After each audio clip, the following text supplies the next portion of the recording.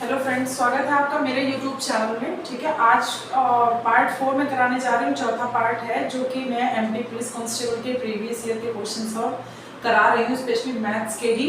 अभी क्योंकि मेरा जो सब्जेक्ट है स्पेशली मैथ का है, अदर सब्जेक्ट देखते हैं क्या करते हैं उसके लिए। ठीक है, तो चलिए स्टार्ट करते हैं। पहला क्वेश्चन है 15% मीथेन युक्त 400 ml घोल में कितना शुद्ध मीथेन मिलाया जाए ताकि प्राप्त मिश्रण में मीथेन की मीथेन की जो सांद्रता हो, यानी मीथेन की सांद्रता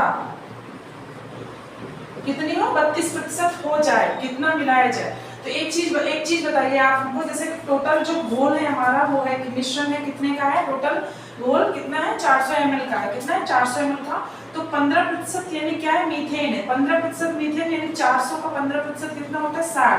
तो बचा हुआ जो हमारा है वो कितना हो गया, 340। क्या हो गया, 340। बचा हुआ कितना हुआ हमारा, 340 हुआ। देखिए साफ साफ समझ में आ रहा है, 15% अगर मीथेन है इसमें तो बचा हुआ क्या हुआ, 340 हो गया।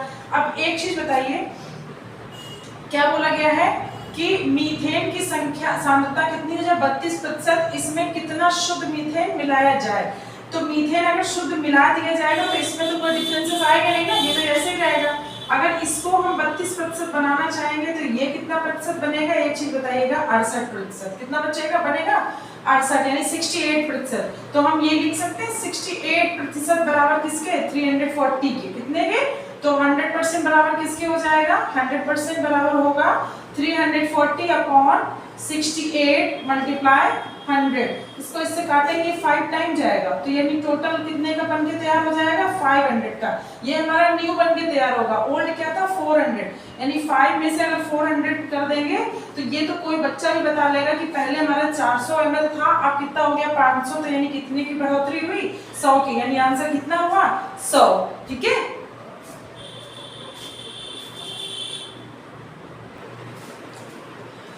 अगला क्वेश्चन है, एक मिश्र धातु में 25% एल्युमिनियम है। ठीक है, 65 यानी 65 केजी एल्युमिनियम प्राप्त करने के लिए कितने केजी मिश्र धातु की आवश्यकता होगी। देखिए एक चीज बताइए, 25% क्या है, एल्युमिनियम। एल्युमिनियम कितनी है, 25% है। 25% को हम कैसे लिख सकते हैं, 100 अपॉन 50 25 अपॉन 100 लिख सकते हैं हम लोग। यानी इसको और शॉर्ट फॉर्म में क्या लिख सकते हैं, 1/4। ठीक है, तो एक चीज मैंने हमेशा आपको बताई, जो नीचे नंबर होता है वो टोटल नंबर होता है, जो ऊपर होता है वो हमारा 25%, जैसे जिस चीज का पूछा गया है।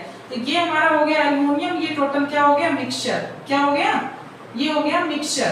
तो अगर टोटल 4, क्या समझा रही हूँ, अगर टोटल 4 मिक्सचर है तो उसमें एल्युमिनियम कितना है, 1 है। यानी एल्युमिनियम और मिक्सचर का रेशियो अगर देखा जाए तो 1 एल्युमिनियम है और 4 टोटल क्या है, मिक्सचर है। तो उसमें बोला गया एल्युमिनियम प्राप्त करने के लिए, यानी कितनी एल्युमिनियम, 65 केजी एल्युमिनियम प्राप्त करने के लिए उसमें कितना मिश्र धातु की आवश्यकता है।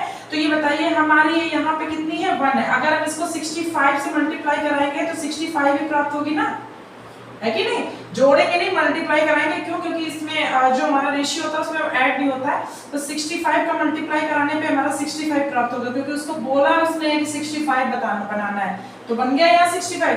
तो भैया बैलेंस बनाने के लिए इधर भी 65 का मल्टीप्लाई करा देंगे, तो ये मल्टीप्लाई कराने पे आएगा 260। यानी टोटल मिश्र धातु की आवश्यकता कितनी पड़ेगी, 260। ऑप्शन नंबर डी आपका एकदम सही जवाब होगा।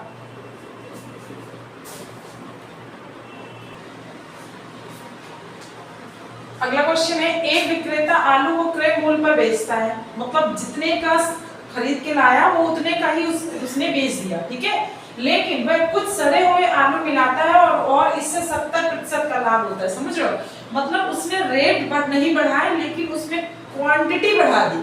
समझ रहे हो, क्वांटिटी बढ़ा दी। तो मिश्रण में सड़े हुए आलू का मिश्रण में सड़े हुए आलू का कितना प्रतिशत था, मिश्रण में कितना सड़ा हुआ आलू था, ये क्वेश्चन था।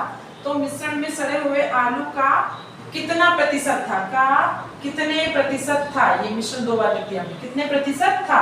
तो देखिए करना क्या है, एक चीज बताइए, 70% का लाभ हो, यानी कि कोई चीज क्या थी, 70 थी, 100 70% लाभ। हमेशा मैंने आपको बताया हुआ है कि लाभ बोलेगा तो 100 में आपको जितना लाभ है वो ऐड करके लिखना है। तो यानी 70% का लाभ है, यानी टोटल वैल्यू हमारी क्या हो जाएगी 170/100, यानी 0 से ये कट गया तो ये आपका आ गया फ्रैक्शन। देखिए चीज कितने की थी 10 की, सीपी क्या था 10 था, लेकिन उसको लाभ कितना हुआ 7 रुपए का। कितने का लाभ हुआ 7 रुपए का। क्यों लाभ हुआ?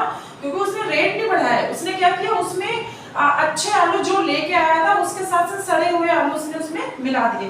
ठीक है, तो 10 रुपए की चीज उसकी कितने की बिकी 17 की, यानी कि 7 रुपए प्रॉफिट हुआ। 7 रुपए प्रॉफिट हुआ किस पे 17 रुपए में, मतलब जो प्रॉफिट ऊपर लगाते हैं ना अपॉन में कर इनटू में कर देंगे 100, यानी इसको आप कैलकुलेट करोगे 700/17 तो आंसर आएगा आपका इसको काटिए 17 4 जा 4 टाइम जा रहा लगभग 68 होता है। तो बस आप यही से ऑप्शन से देख लीजिए 4 जा, यानी ये ऑप्शन नंबर ए आपका एकदम सही जवाब है। क्या है ऑप्शन ए 41.17%, यानी कितने परसेंट उसने सड़े हुए आलू उसमें मिक्स किए थे, इसीलिए उसको कितना लाभ प्राप्त हुआ था 70% प्राप्त हुआ था। ठीक है,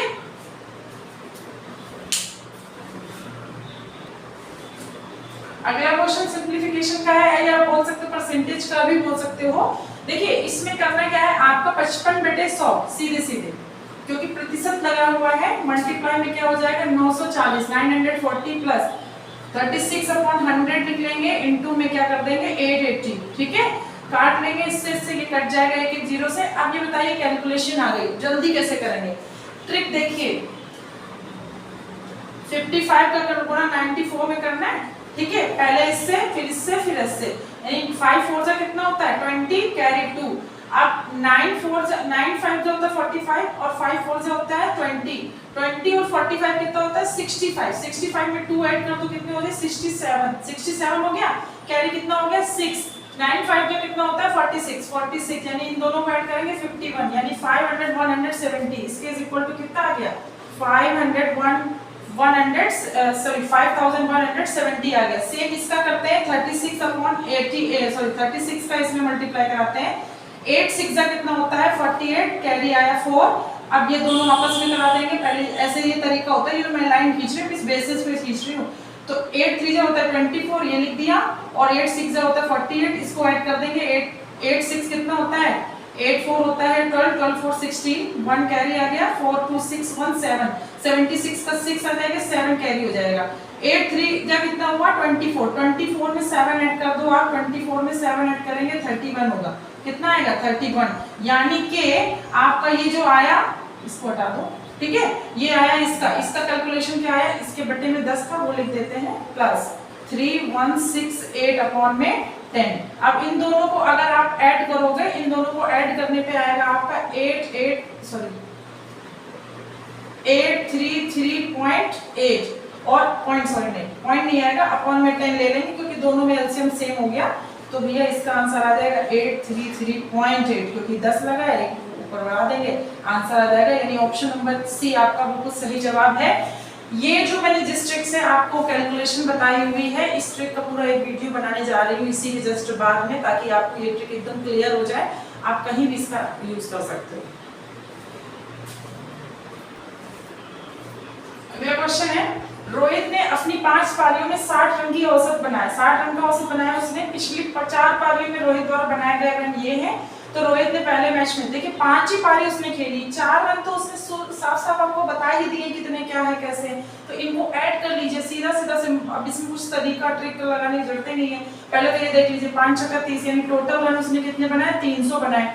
ठीक है, अब इसको आप इसको जोड़िए आप, ये कितना हो जाएगा 6 2 8 2, हाँ 6 2 8 2 10, कैरी जो आएगी वो एक आएगी 4 7 11 और 5 11 5 होता है आपका 16 16 4 होता है 20, और 20 में एक जोड़ देंगे 21, यानी कि सॉरी कहाँ लिखने जा रहा है 210, यानी टोटल उसने ये 4 पारियों में कितना बनाया 210, और टोटल रन कितने थे 300 थे। तो भैया जाहिर सी बात है 5 में कितना हो जाएगा 90, यानी ऑप्शन नंबर ए आपका एकदम सही जवाब होगा।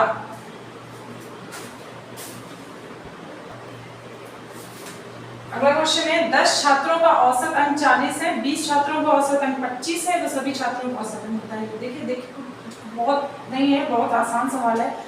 जब 10 10 छात्रों का कितना है 40 है, तो यानी कि 40 में मल्टीप्लाई अगर 10 करा देंगे तो 400 हो जाएगा।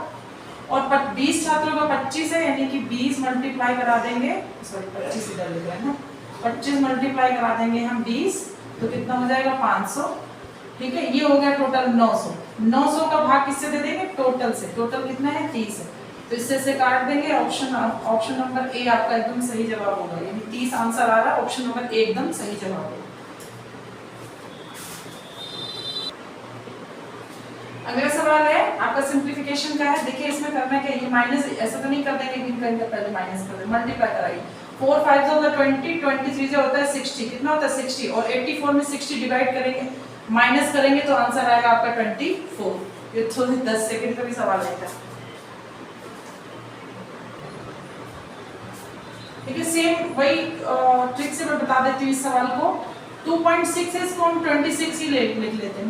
0.9 है, इसको हम 91 ही ले लेते हैं, वही तरीका लगा देते हैं, वही तरीका। ठीक है, वही तरीका लगा देते हैं। 6 1 कितना होता है 6 होता है, अब 2 1 2 और 9 6 कितना होता है 54 होता है। 54 9 6 54, 54 में 2 ऐड करेंगे, 54 में 2 ऐड करेंगे कितना हो जाएगा 56, यानी फिर से 6 आ जाएगा 5 आपका हो जाएगा कैरी, क्या हो जाएगा 5 कैरी हो गया। 9 2 जा कितना होता है 18, और 18 पे 5 ऐड करेंगे 23। ठीक है, तो देखिए ये नंबर तो सारे ऑप्शन में दिख रहा है, 2 3 6 6। ठीक है, सारे ऑप्शन में दिख रहा है। और ये तरीका करने से, ये तरीका तो मैं बता ही रही हूँ, और शॉर्ट ट्रिक कैसे बताती हूँ ये देखिए। ठीक है, चलिए ये देख लेते हैं पहले। आप देखिए, एक नंबर के बाद दशमलव इधर लगा है, 2 नंबर के बाद दशमलव इधर लगा है, यानी टोटल 1 2 3 नंबर के बाद दशमलव लगा देंगे, आंसर आ जाएगा। ये हो गया ऑप्शन नंबर ए आपका बिल्कुल सही। अब मैं आपको बताती हूँ कि इसको बिना सॉल्व करे कैसे सॉल्व करते हैं, मतलब बिना कुछ करे, इतना ये इतना मल्टीप्लाई भी नहीं करना। जब आप ये देख रहे हो कि चारों ऑप्शन सेम दिया है, कोई डिफरेंसेस नहीं, तो आपको हेडेक लेने की जरूरत ही नहीं है। जब चारों ऑप्शन सेम है तो यानी कि डिजिट हमारी यही रहेगी। दिमाग क्या लगाना है कि जैसे 2 अंक के बाद दशमलव इधर लगा है, 1 अंक के बाद दशमलव इधर लगा है, जब ऐसे का मल्टीप्लाई होगा तो टोटल कितने अंक के बाद दशमलव लगेगा 1 2 और 3 अंक के बाद दशमलव लगेगा। चेक कर लीजिए किसमें 3 अंक के बाद दशमलव लगा है और किसी में तो नहीं लगा है, इसमें ये गलत हो गया, इसमें 1 अंक के बाद ये गलत हो गया, ये भी गलत हो गया, यानी इसी में केवल लगा है, तो यही आपका सही जवाब होगा। बताइए, देखिए मैंने कहीं पेन चला लिया, समझाने की वजह से पेन चला रहे हैं, अदरवाइज तो अगर आप ऑप्शन सारे सेम देखते हो तो कोई आपको हेडेक नहीं, बस आप सीधे ये देख लो 2 अंक के बाद इधर दशमलव, 1 अंक के बाद इधर दशमलव, यानी आंसर में जहां 3 अंक के बाद दशमलव होगा वही सही होगा। अगर 2 जगह दे देता, पहली बात तो देगा नहीं क्योंकि सेम नंबर दे दिया है, अगर सेम नंबर नहीं होता तो 2 जगह देने के चांसेस है। ठीक है, अगला क्वेश्चन है, पिता और पुत्र की वर्तमान आयु का गुणनफल 560 है तथा उनकी आयु का अनुपात 3:1 है। मेन चीज बाद में लिखिए, पिता है ये पुत्र है, यानी कि सन। ठीक है, इनका जो अनुपात ये है और इनका मल्टीप्लाई यानी गुणनखंड, इन दोनों का अगर हम गुणनखंड करेंगे तो क्या, जैसे इसको हम मान लेते हैं 3r, इसको भी मान लेते हैं 1r, तो इन दोनों का गुणनखंड करेंगे तो कितना हो जाएगा 3r स्क्वायर। बता भी चुकी हूँ ऐसा सवाल मैं आपको एक बार। 3r स्क्वायर बराबर है 507 के, तो r स्क्वायर बराबर कितना हो जाएगा 3 1 जा 3 और ये कटेगा कैसे 3 1 जा 3, 3 6 जा 18 और 3 6 जा 3 9 जा 27। ठीक है, तो r स्क्वायर बराबर 169, तो r इज इक्वल टू कितना हो जाएगा 13। एक r की वैल्यू कितनी निकल के आई 13, तो इस नंबर पे रख देते हैं 13 गुणा कर देंगे 3 और इधर 1 गुणा कर देंगे 13, यानी कि वही 13 को गुणा कर दिया, यहाँ 39 हो गया और यहाँ के कितना अनुपात हो गया 13 का। उसने बोला अभी का नहीं पूछा, उसने बोला 7 वर्ष बाद, तो 7 जोड़ देंगे दोनों में। क्यों जोड़ देंगे कि 7 वर्ष बाद बोला, ये प्रेजेंट की निकली है, 9 7 होता है 16 और ये 4 और ये होता है 20, यानी कट जाएगा ये अगर, तो क्या आएगा 2 से काटेंगे तो 23:10, यानी कि 23:10, यानी ऑप्शन नंबर आपका ए एकदम सही जवाब होगा। तो आज के लिए इतना ही सवाल, आज यहीं से क्लास एंड कर रही हूँ और हम मेरे साथ कंटिन्यू ऐसे जुड़ने के लिए बहुत बहुत दिल से थैंक यू है आप सभी को। नए जितने भी सब्सक्राइबर इधर जुड़े हुए हैं उनके लिए भी तहे दिल से थैंक यू, और ऐसे ही आगे सपोर्ट करते रहिए, हमें भी बहुत अच्छा लगता है ऐसे सपोर्ट को देख के, ठीक है, थैंक यू।